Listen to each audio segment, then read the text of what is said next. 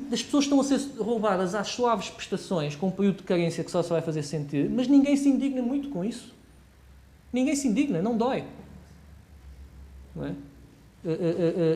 Se eu agora assaltar o professor Paulo Moraes, mas ele só se der conta disso daqui a 5 anos, ele vai continuar a ser meu amigo, entretanto. Mas foi isso o que aconteceu. Esta história do roubo, mas faz, também tem muito esta explicação. E agora é que deixámos de ter taxas de juros reais negativas, pelo menos para o consumidor normal, não é? Para os bancos continuam a ter taxas de juros reais negativas, mas não os consumidores. Então aí, agora nós já começamos a perceber que estamos a ser diretamente roubados. E a corrupção agora, nota-se, como dizia o Warren Buffett, não é? Agora que a maré baixou é que já vemos quem é que andou a nadar nu. Agora que a maré baixou. Isto leva-nos à questão da corrupção, da democracia e da máfia e da questão do poder dos bancos e dos principais grupos financeiros no governo. É engraçado porque é que a máfia nasceu na Sicília e porque é que a máfia e porque é que na Grécia ninguém paga impostos. Reparemos bem, o que é que estes dois países têm em comum? Não é o facto de serem mediterrâneos. É que durante séculos, tem isso em comum, evidentemente, mas ambos estes países, durante séculos, aliás, no caso da Grécia, milénios, foram governados por potências estrangeiras. A Grécia Antiga foi governada primeiro pelo Império Romano, depois pelo Império Bizantino, depois pelo Império Otomano, depois em 1840 instalou-se uma dinastia alemã dinamarquesa, que governou até aos anos 60, depois vieram a ditadura dos generais, isto é, há 2000 anos que os governos, até a implantação da democracia, quando a queda da ditadura dos coronéis na Grécia, os gregos nunca serviam no seu governo. Os governantes eram sempre outros. Pagar impostos era pagar dinheiro a pessoas que não os representavam. E o mesmo na Sicília. A Sicília foi governada por romanos, por normandos, por árabes, pelos bourbons espanhóis, pelos bourbons ingleses, e depois, finalmente, pelos italianos, pelos saboias, que eram piemonteses, que nem sequer se sentiam mais franceses do que italianos. Durante toda a sua história, os governantes eram estrangeiros e ninguém se identificava com eles e, portanto, criou-se a máfia, que era um grupo de resistentes contra o governo. Era um Estado dentro do Estado. É engraçado porque aqueles guardas presidenciais que há em frente ao palácio do governo grego, com aqueles pompons que vocês conhecem, o nome deles acho que são qualquer coisa como cleptócratas. E porquê? Porque os cleptos eram os guerrilheiros que combatiam os ocupantes muçulmanos, que eram os bandoleiros que iam assaltar os otomanos, os governantes otomanos.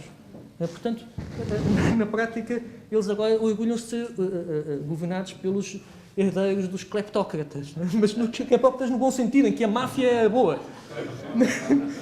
E na Sicília as pessoas também mais depressa durante muito tempo se identificaram com a máfia do que com o Estado. Agora, o que se passa agora em Portugal é que a corrupção estendeu-se a um tal ponto que as pessoas já não se revêem no governo. E que quando as pessoas já não se revêem no governo, o Estado passa a ser um filão que é preciso assaltar antes que outros o façam em nosso lugar, antes que essa espécie de entidade estranha que se apossou dele. Portanto, combater a corrupção é também defender a democracia, porque senão ninguém se identifica com aqueles governantes e, a partir daí, entramos numa espécie de guerra civil levar, onde ninguém confia em rigorosamente ninguém. E, bom, basicamente é isto que me foi dizer. Muito obrigado.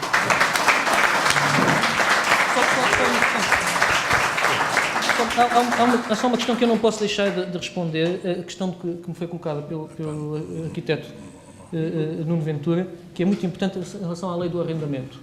A lei do arrendamento foi revista, permitindo que as pessoas sejam agora despejadas ao fim de 3 meses, não é? Na Espanha são despejadas ao fim de 10 dias. O objetivo desta lei é, evidentemente, acabar com o mercado de arrendamento. Há 2 formas de acabar com o mercado de arrendamento. É dar demasiado poder ao senhorio, e aí ninguém quer ser inquilino, ou dar demasiado poder ao inquilino, e aí ninguém quer ser senhorio. E porquê é que é interessante matar com o mercado de arrendamento? Porque quando todas estas casas vazias começarem a ser arrendadas, a renda vai ser insignificante. E a partir do momento em que a renda começa a ser insignificante, começa a reinar a verdade de saber quanto é que o imobiliário vale. Quando se souber quanto é que o mercado imobiliário vale, a banca arrebenta.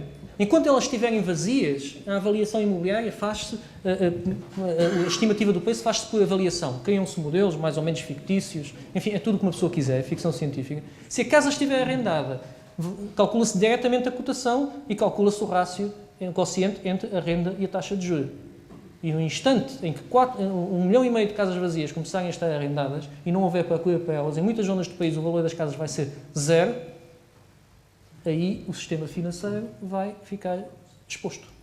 E, portanto, o que é importante é matar o mercado de arrendamento, dando a entender que, na verdade, ele está a funcionar. Mas esta lei não vai funcionar de maneira nenhuma, até porque, reparem, 3 meses de despejos para o mercado de arrendamento. Eu venho de Coimbra, onde há 20 mil estudantes a arrendar quartos sem qualquer tipo de contrato.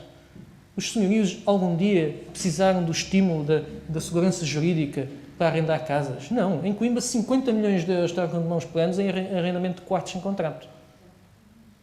Os senhorios não precisam de uma lei que obrigue o despejo. Necessitavam, e porventura, tribunais que funcionassem, etc, mas já é outra questão. Muito obrigado.